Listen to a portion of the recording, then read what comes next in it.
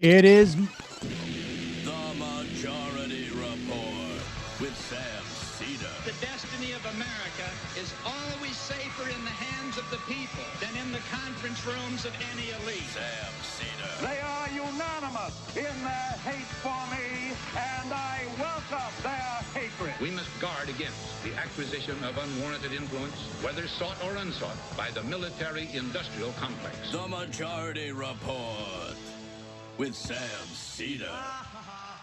Ever get the feeling you've been cheated?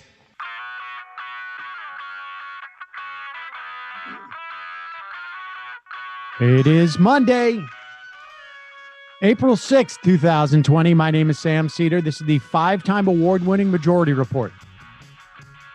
We are broadcasting live steps and steps and steps from the industrially ravaged Gowanus Canal in the heartland of America, downtown Brooklyn, USA. On the program today, Dr. MarkAlain Déry, epidemiologist, infectious disease specialist at Health Access in New Orleans, on just about everything you would want to know about coronavirus. Meanwhile, Trump relentlessly pushing an untested miracle cure for that same virus. With over 10,000 deaths reported in the States, we still apparently have COVID-19 deaths underreported. Meanwhile, after blowing the response, White House now botching the stimulus delivery. In Chicago and Illinois, a generally massively disproportionate share of COVID-19 deaths are black folk.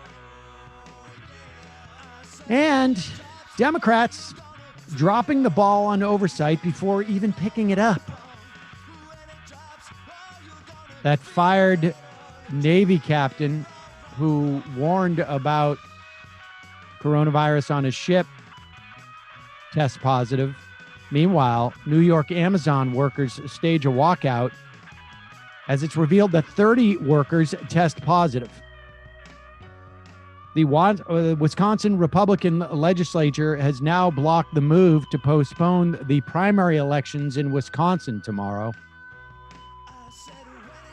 And a Friday night silent but deadly, Trump fires the inspector general who told Congress of the Ukraine whistleblower, or I should say the Ukraine whistleblower complaint. And in New York, it's a government takeover of the hospitals. And lastly, it's not bad enough what Trump has done to the United States in the wake of the pandemic. Now he has quashed a relief loan from the World Bank to the suffering people of Iran. Oh, happy day. All this and more on today's program, ladies and gentlemen. I hope you are well. I hope you are safe. Geez, look at that. My hair's getting a little bit long, folks. Matt and Brendan are with us remotely. Hopefully Jamie maybe can call in the fun half. Got a lot to get to today. This is an interview, which I'll play in a bit, an interview I did originally for Ring of Fire Radio. We have gone to all podcast in the wake of the pandemic. We just could not maintain our terrestrial radio program. And we're beginning to sort of reformulate it. And I'm trying to figure out ways in which to make it a bit of a supplement to this program. And generally what we're doing is doing shorter interviews with the reporters on stories that won't last 35 minutes, that are suited more for week to week, sort of a magazine style show, if you will. And I thought I was going to interview MarkAlain Déry, who I have met before down at Netroots in New Orleans. Actually, he's an activist, also involved in radio to some extent. And I thought it was going to be a 15, 20-minute interview. It turned out to be a closer to a 40-minute interview.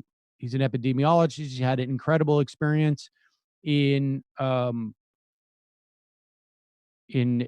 work and Ebola work. He is in New Orleans, which is going through a hell right now, and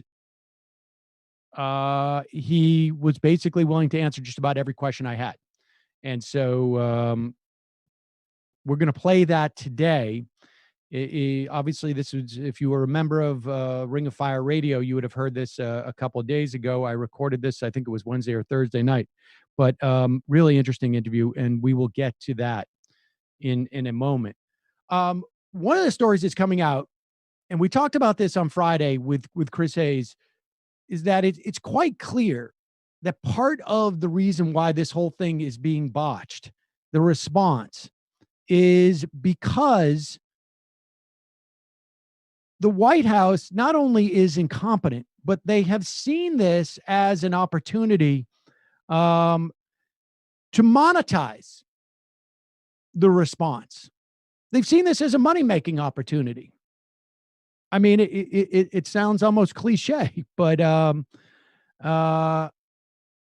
that's what's happening. And, you know, we have a story, we talked about the supply chain that they've set up where they have done this massive airlift with the United States, presumably the Air Force or the Army, and an air bridge.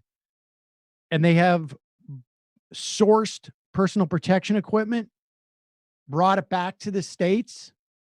And then instead of distributing it to where it should go, or I guess even outsourcing, like, all right, you have a distribution mechanism for hospitals, say, we're going to hire you to distribute it. Arguably more efficient than the Army trying to set up a distribution network? Arguably. But instead, what they did is they gave it to private suppliers and said, you guys resell it to hospitals. I don't even know if they resell. I don't even know if they gave it to them for free. And on top of that, they did it auction style. It wasn't just you distributed. It was like you auction this off. And so some of it actually went back overseas because they went to the highest bidder. And now I got a story in the pack here. And I wasn't intending to read this right now, to be honest with you. So I don't have it right in front of me, but I will pull it and I'll do it later in the program. It's trying to make a broader point, a little bit disorganized on Monday, trying to make a broader point that they're trying to monetize it. And I guess why I started with that was to make the argument that maybe there's something going on with this hydroxychloroquine that Donald Trump seems so determined to push on the United States, on doctors, on patients, despite the fact that there is not a single test, actual medical test, clinical test, as to whether this stuff works. There are anecdotes that it might, but there's also anecdotes that patients who take this on a regular basis, maybe because they have lupus, they're in the hospital with COVID-19. So the question that people are starting to ask is like, why is the president pushing this so hard? Here he is on Saturday. This is Donald Trump on Saturday. There are apparently real side effects to hydroxychloroquine, but Donald Trump says, what have you got to lose? It's clip number 2.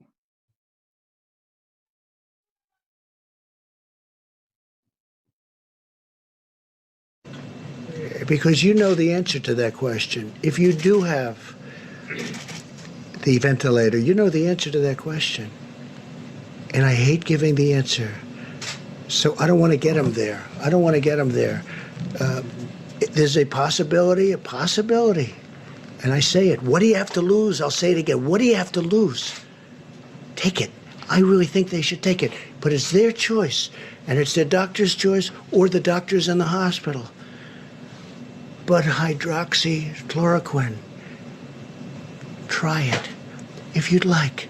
The other thing, if you have a heart condition, I understand, probably you stay away from the Z-Pak. But that's an antibiotic.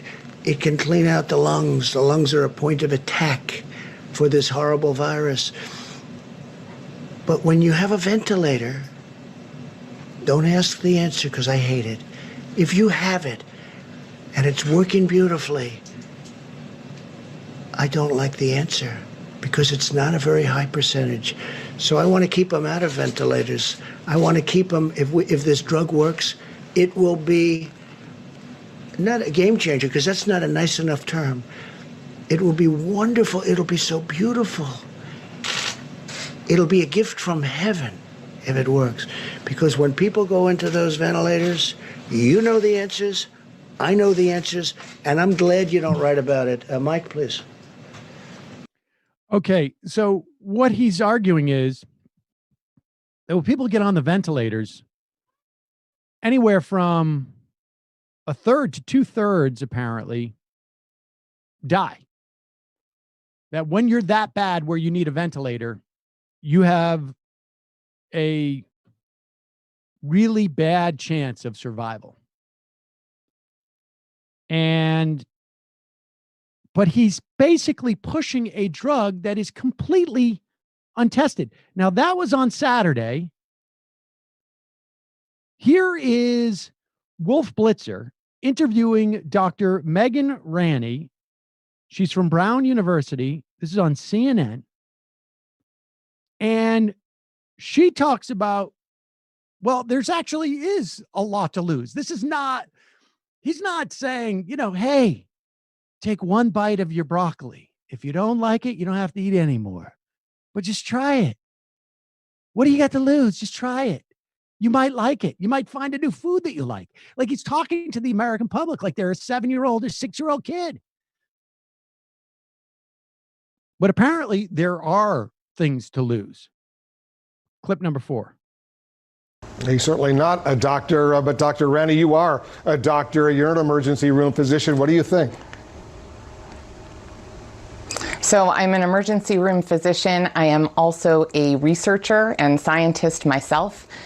President Trump repeatedly said that doing proper tests would take years. It will not take years to test this drug. There are so many COVID-19 positive patients in this country right now. There are so many trials that are already ongoing. I would expect that with the funding that's been provided by NIH and by private companies, we're going to have results within a month or two about this medication. And there's a lot to lose. As Dr. Harris said, this medication has major side effects, including paranoia, hallucinations, suicidal thoughts, suppression of your blood counts so that you become more susceptible to infections. It can cause severe cardiac arrhythmias that can even cause death. Now, these are not common side effects, but they are common enough that this should not just be taken willy-nilly. It is not like water. It is not harmless, and it may have major side effects.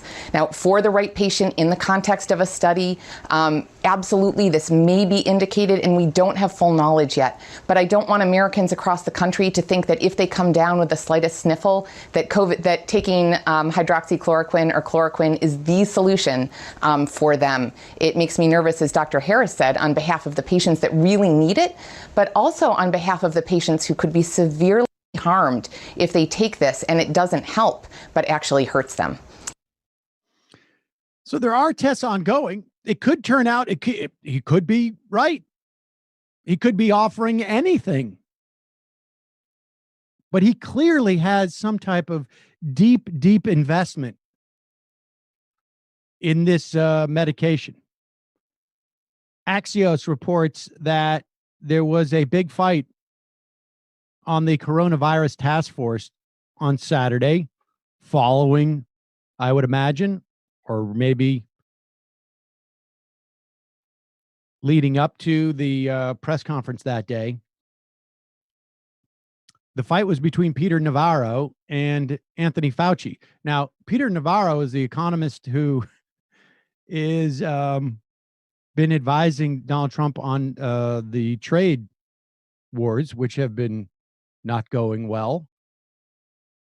So I'm not sure I would take his advice on the economy, but apparently he considers himself a social scientist and has a folder full of anecdotes that it works. And he got into a fight with Fauci about it because Fauci was basically saying there's no tests, there's no peer-reviewed results, there's no clinical studies that you can cite because they don't exist.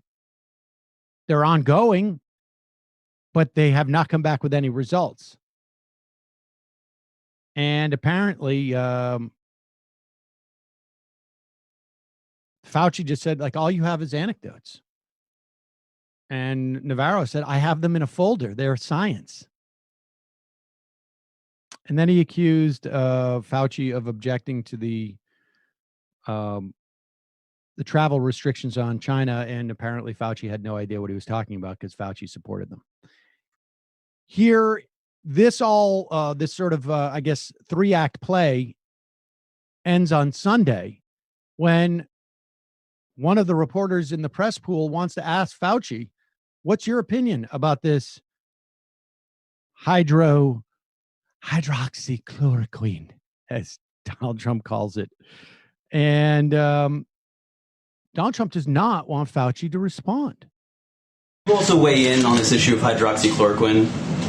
What do you think about this, and what is the medical evidence? That question? Yeah, well, maybe 15 doctor. 15 times. You don't have to ask. He's your medical expert, correct? He's answered that question 15 times. Dr. Fauci, why are you not? Yeah, and now what's amazing here is that none of the reporters followed up on that.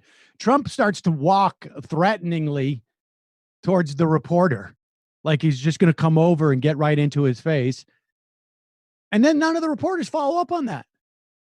Why should we hear from the top medical expert who is leading this fight about coronavirus? Why should we hear from him as to the efficacy of this drug? This is insanity. And the idea that Democrats at this point, and we'll talk about this a little bit more later, their oversight is just going to be more like going forward, as opposed to get a sense of exactly how things have been botched up and why. I don't know how you can fix it going forward if you don't understand why this has been such a disastrous response over the past 2 months. But somebody should look into who has holdings in the production of this drug. Because maybe Donald Trump is just really, really beguiled by this drug. Or maybe, like everything else that has taken place in this, in the course of this, there is somebody who has Donald Trump's ear who stands to make a lot of money from this drug. It's nuts. All right, running a little late here, but that's all right. We got a pre-record. We will get to that. I'm going to do the plugs and notices in a minute, but I should just tell you that Harry's, the razor company, they know sometimes it's better to stay inside, and that's why they ship directly to you. You can join the 10 million people who have tried Harry's and claim your special trial offer by going to harrys.com/majority report. Now, as you can see, I have held off shaving for a couple of weeks now because I'm not doing any television, and I figure why not? I also have not cut my hair because I'm not going to let my daughter do it. But when I shave with Harry's. And I know that when I ultimately shave this beard off, because Harry's razors are the sharpest I've found. Now, that's not my favorite thing about Harry's. My favorite thing is about the narrow shave head and just the look of the razor. I like the handle. Doesn't make me feel like I'm, I don't know, some type of paramilitary guy. It's just it's a very simple, stylish razor handle. Harry's is a return to the essential quality, durable blades at a fair price and just $2 a blade. They've cut out the middleman. They're manufacturing their blades in a German blade factory that's been honing precision blades for a century. So you get incredibly high quality blades at factory direct prices. And blade refills are delivered directly to your door on your schedule, with or without a subscription. Harry's has a 100% quality guarantee. If you don't love your shave, they give you a full refund. Plus, 1% of proceeds are set aside for nonprofit organizations.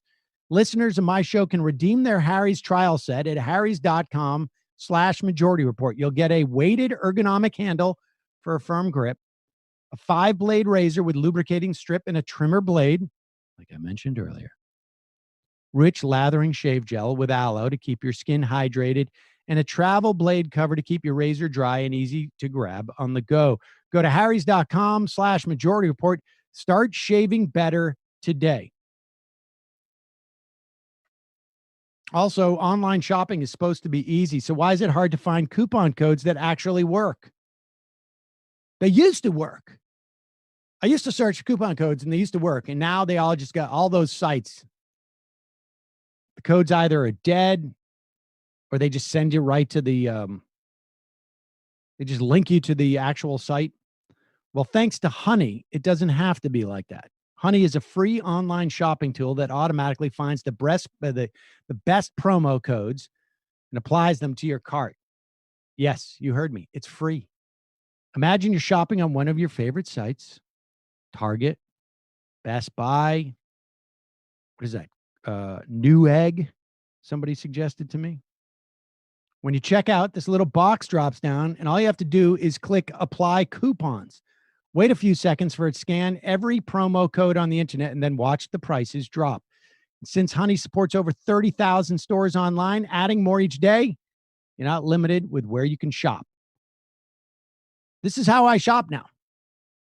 I used to sit Mila down. I said, look, you're not ordering anything without searching for a code. And now she doesn't have to do that. And now it's just one less thing that I have to nag her about. Not using Honey is literally passing up free money. It's free to use and installs in just 2 clicks. Get Honey for free at joinhoney.com/majority. That's joinhoney.com/majority. All right. And now it's time, folks, for plugs and notices. This is where we try and put helpful links for you if you are looking for just about anything that to deal with this, both the health and economic crisis that we are going through and will be going through for a while, I anticipate. You can send us an email at majorityreporters@gmail.com, put plugs and notices in the subject line, and I will get to it. First up, we have healthreformbeyondthebasics.org. They have a COVID-19 fact sheet that helps you, if you've lost your job, figure out where you're best suited to find maybe some healthcare coverage. Also, a link for a GoFundMe for Ayuda Matua MKE. It's an informal group that grew up on the south side of Milwaukee. 7 Latinx artists, creatives came together to start feeding families in their neighborhood. You can help 280 families per week and growing in that area. Make sure that they have food security.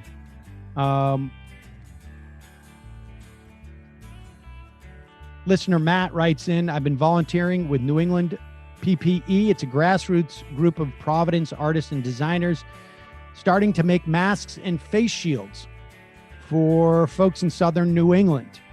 If you're a medical worker and are looking for PPE right now, contact us via our site at newenglandppe.com. So it's newenglandppe.com/contact. And listeners can go check out what they're doing or donate to the GoFundMe at newenglandppe.com. As always, all these links will be in the podcast description and the video description on YouTube.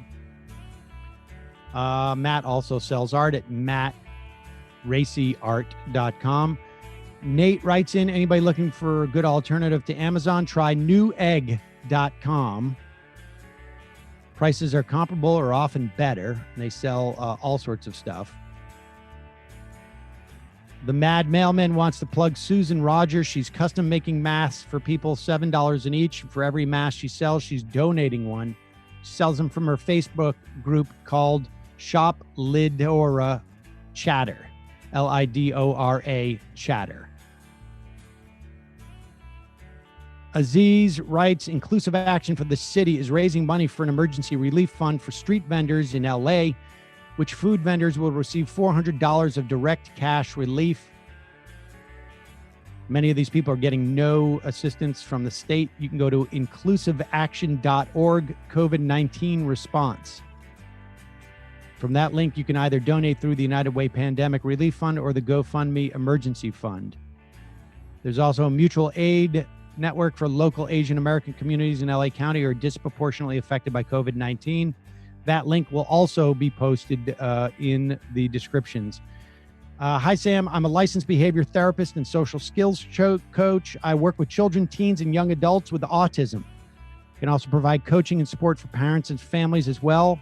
I'm licensed in Pennsylvania, have all my clearances and no NPI reports regarding any malfeasance. I'm now set up for clients on Doxy. I'm happy to help coach or provide support for parents with children on the spectrum. This is from Heidi Maureen, and you can reach her at hmm1713@gmail.com. Costume designers in Hollywood are making masks for medical workers. You can go to mask-crusaders.com or instagram.com/maskcrusaders. If you are looking for masks, if you know medical workers that are looking for them, that's from Bill. And Nikon is offering free photo classes in April. NikonEvents. I think that's com. C-O-M. That's our plugs and notices. All the links will be in the description in YouTube. Check it out. Pass it around if you want. They will live there. And you can send us an email at majorityreporters@gmail.com. And we will get it. All right, we're going to take a quick break. When we come back, this pre-recorded interview I did with MarkAlain Déry from Health Access in New Orleans. So, MarkAlain, let's just start with what you've been doing as an infectious disease physician and the chief innovation officer for Access Health Lousiana. What kind of stuff do you generally do in your capacity? Pre-COVID-19?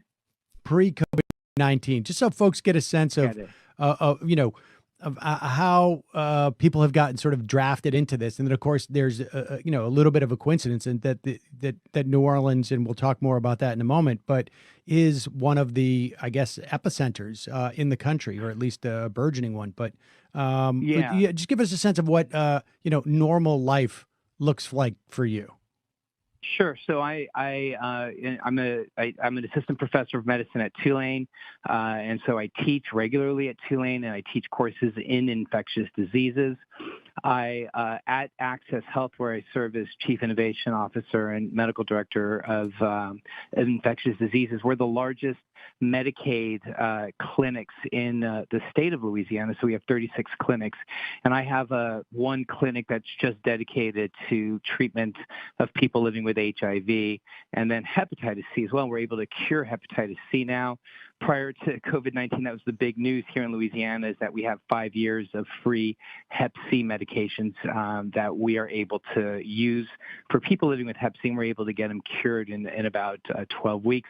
And then, of course, I also help out and I see patients at the hospitals in and around the city. So that's usually kind of what my daily life is usually like, doing infectious diseases here. And then whenever there's, some sort of outbreak that happens abroad or disasters, I usually get drafted over to respond to infectious complications or disasters. Haiti, I was in Haiti within 3 days after the earthquake and helped to erect and run the American hospital there. And then just most recently, I worked with the WHO, World Health Organization, in Sierra Leone and Freetown, where I was part of the Ebola response and was there for about 4 months, kind of on the street, if you will, doing clinical epidemiology.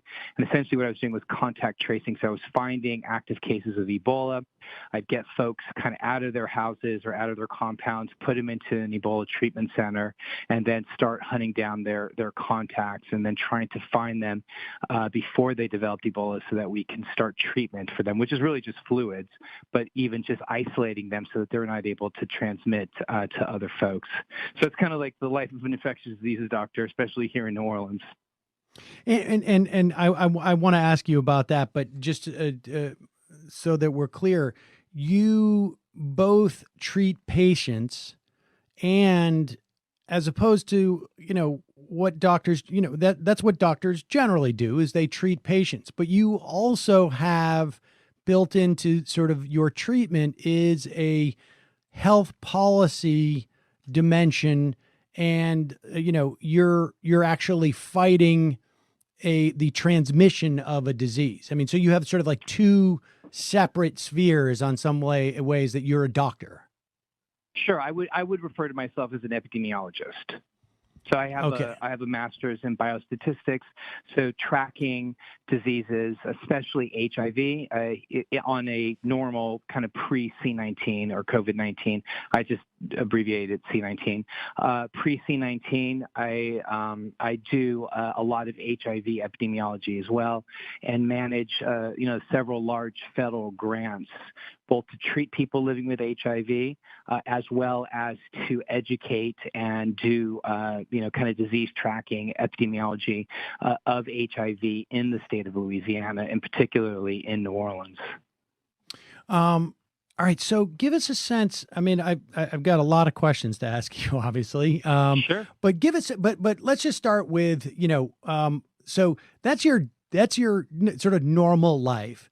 When this hits in New Orleans, I mean, suddenly the places where you're dealing with, your work has sort of basically invaded on some level I guess your personal daily life in some weird way, right? I mean, you're out there, your supermarket is no longer your supermarket. It becomes part of what you are dealing with as an epidemiologist. Yeah, absolutely. I mean, a large part is, thankfully, a large part of the contemporary HIV management right now is almost doing it on its own. So I was able to really quickly kind of take my attention off of my folks living with HIV, and the same thing with hepatitis C, and then just start focusing on seeing people with symptoms of or that look like COVID-19. And I think I estimated, we immediately shifted into telemedicine. So that was a huge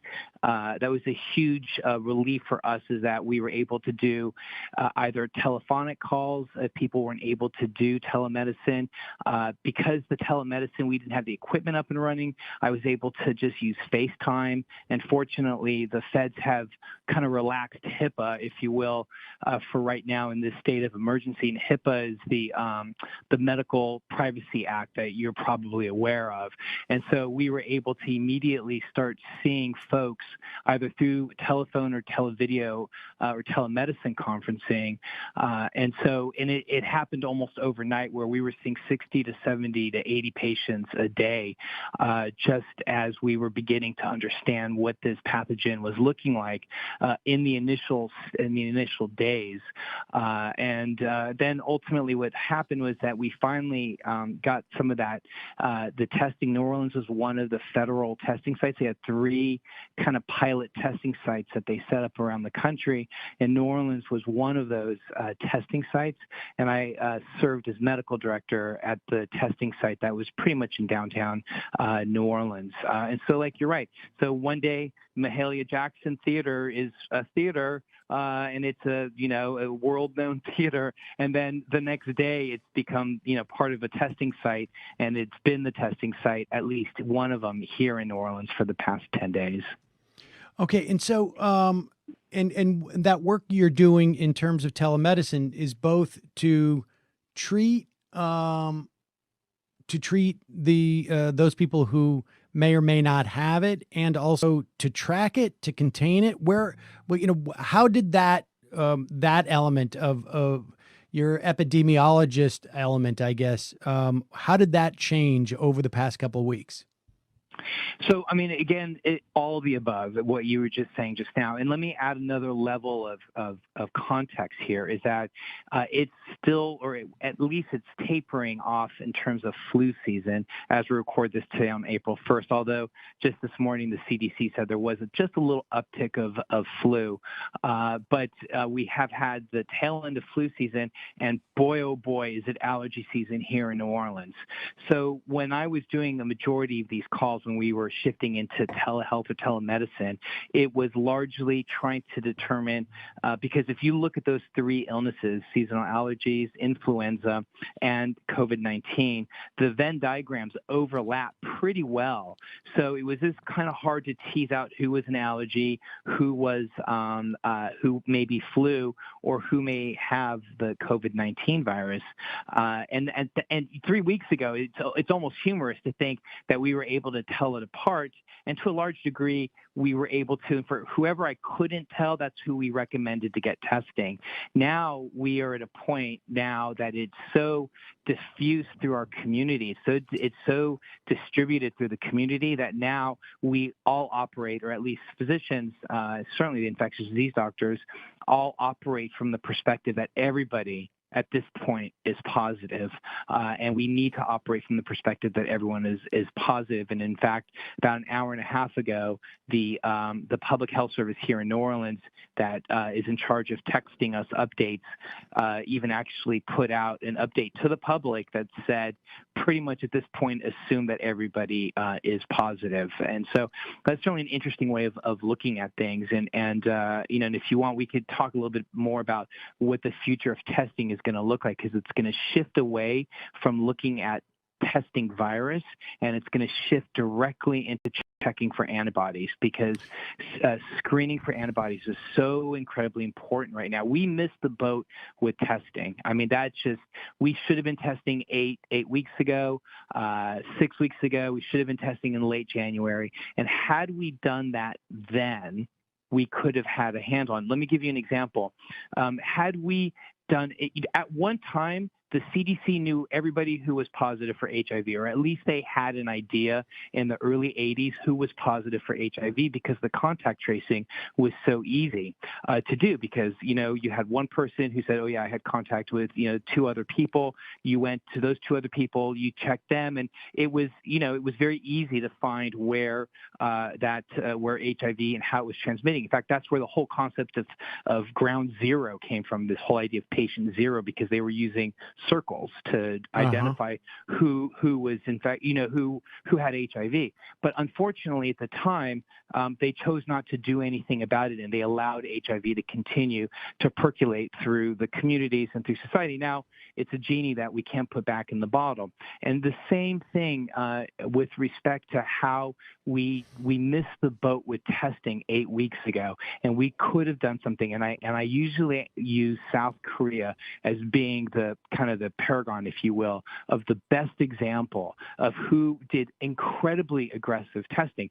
Like I was saying, when we did our testing, I was so proud. Over a course of 3 days, we tested 450 people. And while I'm not going to pat myself on the back for it, because I will remember that same weekend, South Korea tested 60,000 people. So the testing capacity has been so difficult, and we just didn't have the public health infrastructure to support it. But at this point, testing directly for virus is probably a little less relevant, and I am strongly making the argument for antibody testing. And I'll tell you why. One is that you're going to be able to clear doctors and frontline people, nurses, and if they've already been positive, they will work with less anxiety. All right, let me just start, MarkAlain. Let me just stop you right here, just so that people can understand the distinction. When you're testing for the virus, you are the value of that is to know who has it, to know who might else have it, quarantine those people to prevent them from giving it to other people. Once the cows have left the barn, as it were, now you're out in the pasture. Now you're in the pasture trying to find out which one of these cows can actually mingle with the other cows without getting it, so that they can actually function in a different way. Okay, and that's what the antibodies indicate, that you've had it in the past. Okay. Right. That indicates that you've had it in the past. So now we'd be able to start clearing workers, to be able to go back to work. I mean, this is one way that we'd be able to kind of move forward with the economy in some way or another. But again, healthcare workers will know if they're positive, then they're going to be working on the front line and with a level of comfort without the fear of thinking that they may be able to bring, the virus home to infect, family members and loved ones. Now, at one point you said, we want to get a sense of what this pathogen looks like. And I'd imagine what that entails is a whole series of not just what it does to the body and how it travels through the body, but how it gets passed on from person to person. So let's just work a little bit backwards. If I have antibodies, can I get reinfected? Do we know that having gotten this specific COVID-19 or other coronaviruses may or may not protect me from getting it again? Do we know that yet? We don't know for 100%. But so there was an assumption being made, of which you keyed right into, is that we have to make the assumption that if you have these antibodies, that then the assumption being is that reinfection is not possible. Now, let me tell you what the studies actually show. The studies do show that in some outlying folks, some folks that are outliers or some folks that are pretty rare, that there does seem to be evidence of reinfection. But when we're looking at a country like China right now, who's had, of course, they had some like 80,000 cases or so, what we aren't seeing at this point is reinfection. There are new infections in China right now, but those are mostly coming in from outside. So I think the answer to reinfection, I'm pretty comfortable saying that the answer is pretty much no, but there is one technical element to it, and that is that there's a couple of strains of this C19 virus, this COVID-19. One is called an L strain, the other one is called an S strain. The S strain is mostly limited to Asia, particularly China, whereas the L strain is the one that's circulating through Australia, North America, and Europe. So it's unlikely that the strains are going to, it's unlikely that somebody would get, if they were infected with an L strain, would then be exposed to an S strain, because again, it is somewhat limited to China. But theoretically, reinfection is possible. We're operating from the assumption that it's not at this point. So antibodies would mean that you are likely to not get it again. Okay. And how hard is it to measure antibodies? Like, I mean, is the testing that is involved in knowing whether the virus is present easier or harder than testing for antibodies, both in terms of application, in terms of turnaround, in terms of production of those tests? Sure. So again, another great somewhat technical. I'm going to try to answer as easy as possible. The way that we used to test up until a week ago or whatever is the nasal pharyngeal swab, where they kind of put a swab directly kind of right to the back of your nose, and they swab it around. Most people maybe have had that when they got tested for the flu. Those results have been taken 7, 10. I got a person who I tested on the 15th or the 16th, and the results came back on the 29th. I mean, ridiculous. These are backlogged. These labs weren't ready for this. Whereas the new test, both the direct PCR test which test for the virus, or these new antibodies, these new tests, the PCR test that test directly for the virus, takes about 5 to 15 minutes results, and then the new antibody test, which is like a pinprick, kind of like if you were checking your blood sugar, if you will, that test also takes 15 minutes, and then that would tell you whether or not you have antibodies. Wow. Okay. So that is, if we can widely distribute that is going to be huge. It's going to be a game changer. It's going to be a game changer. And the FDA just approved both of those tests just this past weekend. So they're ready. Okay. So now there's manufacturers that are going to be able to hopefully scale those up and get them to market. I mean, do you have a sense of, based upon your past experience with these type of things, like, what is that timeline? Are we talking 12 weeks? Are we talking 12 days?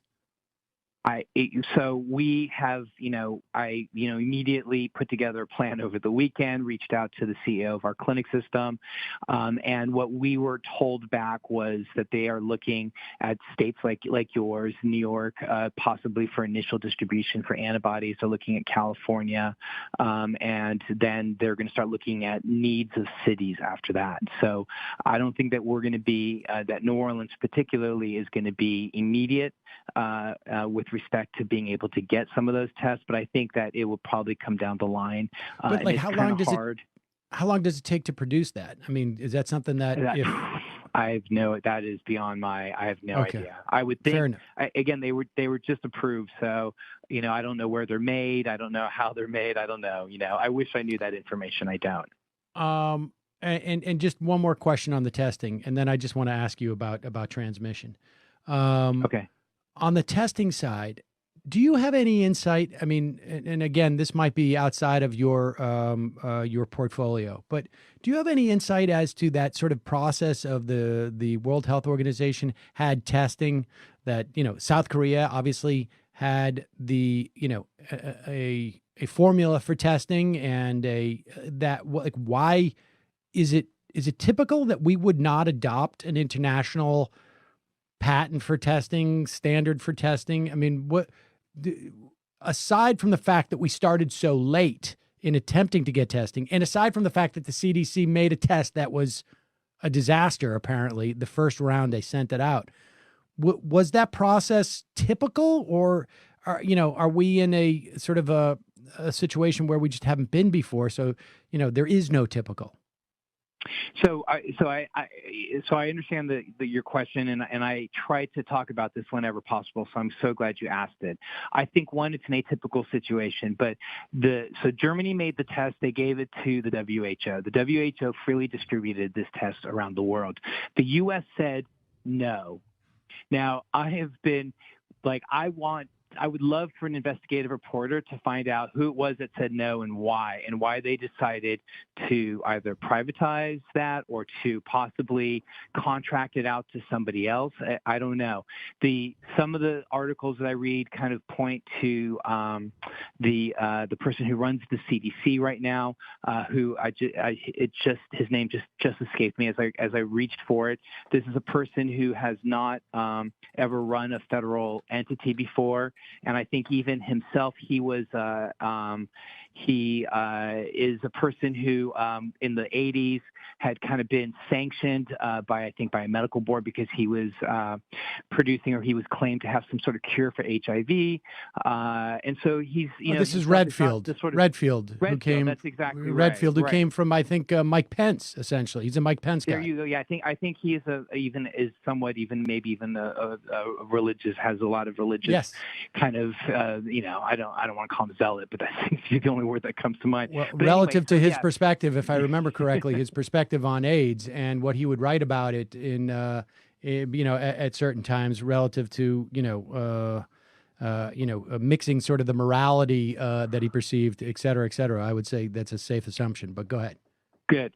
So you're right. So they did not take that WHO test, and you will hear people say, "Well, it wouldn't have passed FDA standards." I don't know if that's the case or not, because the tests that we're producing now, let's say on today, April 1st, compared to tests that were being made and utilized on January 25th, like I don't understand how an FDA approval process really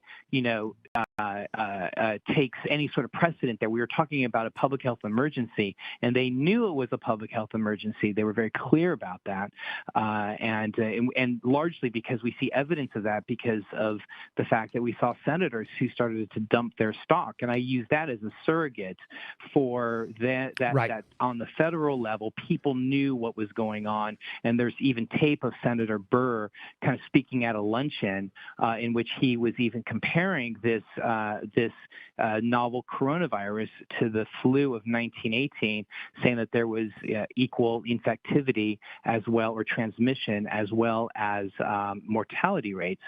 So to my Senator Loeffler, just to add, today it was revealed Senator Loeffler from Georgia not only sold a bunch of her stocks, she bought stocks of companies that produced personal protection equipment. I mean, she knew what was going on. She saw where this was going. Right. Yes, there's absolutely total awareness, I think, at that level. Her husband, I think, is he president of like the stock exchange too? Yeah, he's the chairman of the New York Stock Exchange. Yes. So I mean, a lot of people made some money off of that, but and so they knew. But they didn't. They opted to not do the test. And just to wrap up this, they knew, they opted to not go with the test. And like you said, the CDC actually had released the test. And I remember I was lecturing at Tulane at medical students about this, and I was bragging about the CDC because of course I look to the CDC. I'm an infectious disease doctor. I have many colleagues that work there. And as I was talking about the fact that we were in the need of a test, and this was in probably mid-February, I was giving this lecture.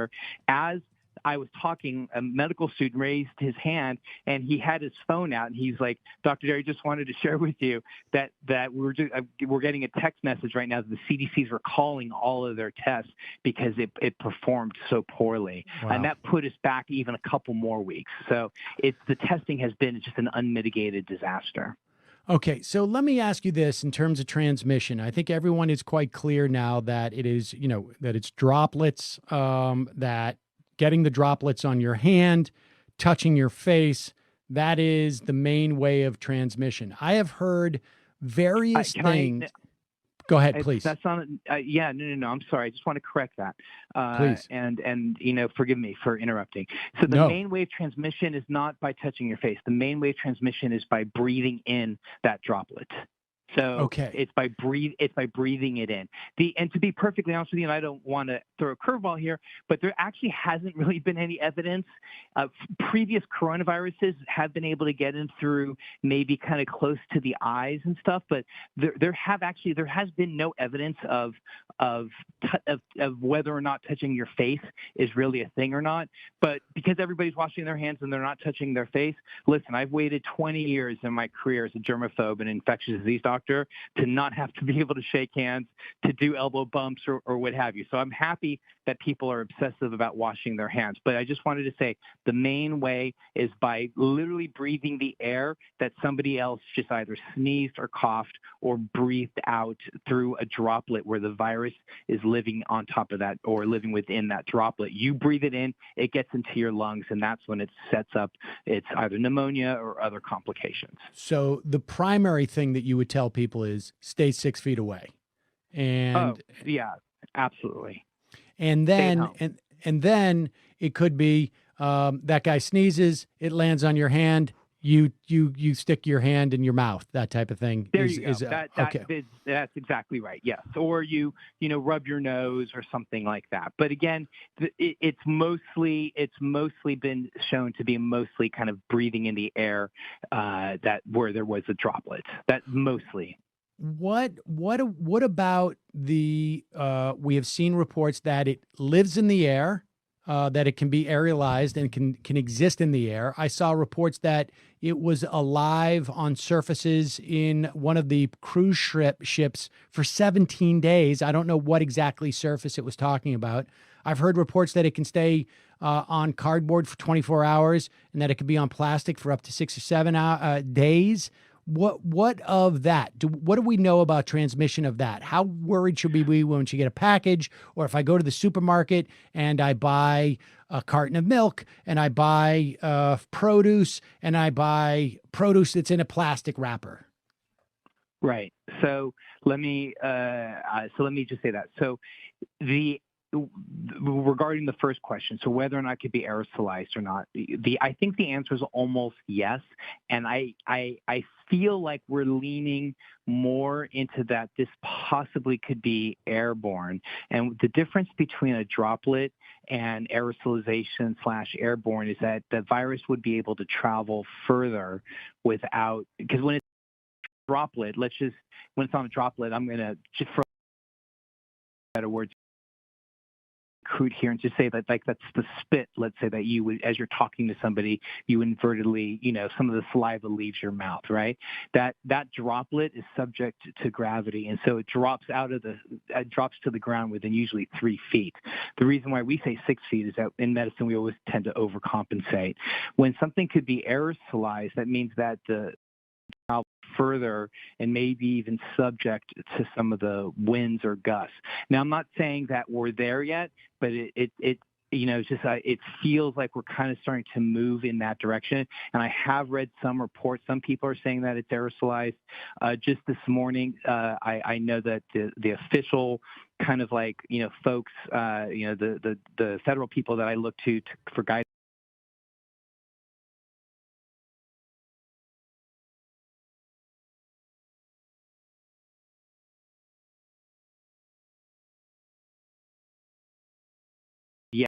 there's no question the new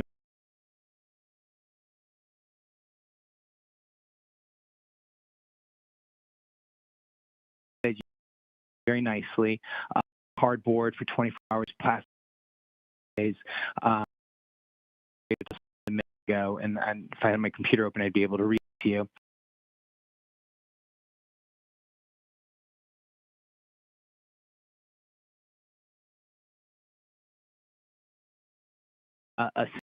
And they showed that of the people they tested were 100% asymptomatic. In other words, they tested and tested positive, were 100% asymptomatic. So those individuals are the ones that are and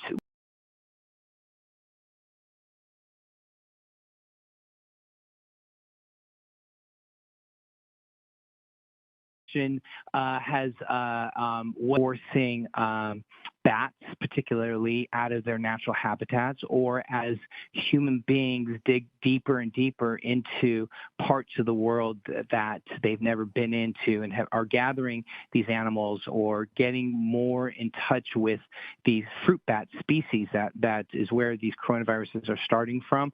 I see that we may be seeing something like this again. But the thing that really keeps me up at night, ability, and this is a political talk show, so I hope you don't mind if I talk politics for one quick second, that we've seen a little bit of a bump in the president's ratings, if you will.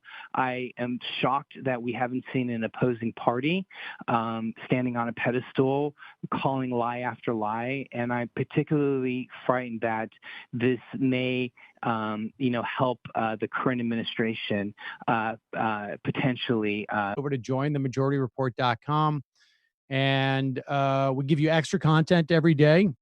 Try and do it live. We wait and see if the internet gods are being favorable to us. Mondays seem to be particularly difficult because people are at home working, but maybe by the end of the week they start to drink and don't go on the internet as much for work purposes. However, so you can become a member by going to jointhemajority.report.com. Also, don't forget justcoffee.coop, fair trade coffee, tea, or chocolate. Use your coupon code majority, get 10% off. They mail it directly to you. Great way to get your coffee, particularly in this situation, but it's also great tasting coffee. Also, don't forget, we got the AM Quickie. That is, you can get 7 minutes, 6 minutes every day. Top headlines before 8 a.m. Check it out, amquickie.com. Check out the No McKee Show over at patreon.com/the No McKee Show, or you can go to youtube.com, No McKee Const. Check it out there. Obviously, TMBS too. They will be live tomorrow night. Go to patreon.com/TMBS and the Antifada. Jamie's making new podcasts. Patreon.com/the Antifada. What do you got on tap, Matt, for Literary Hangover? There's a brand new episode on Bacon's Rebellion. Check it out on The Widow Ranter by Afroben, a 1689 play. So check that out, folks. Patreon.com/Literary Hangover. And apparently, your internet works when it comes to uploading that. Yeah, apparently this stuff is going out nice and clean to everybody. So That's people great. who held on, good. Thanks for staying with us. Very happy to hear that. That's great. It's quite a coincidence. It's a little your own disaster capitalism going on there. All right, we're going to take a quick break. Fun half. Look for it. It'll be the next video after this one in our feed. I think it'll be part 2 on April 6th. All right, thanks for joining us. Stick with us. Be back in a minute.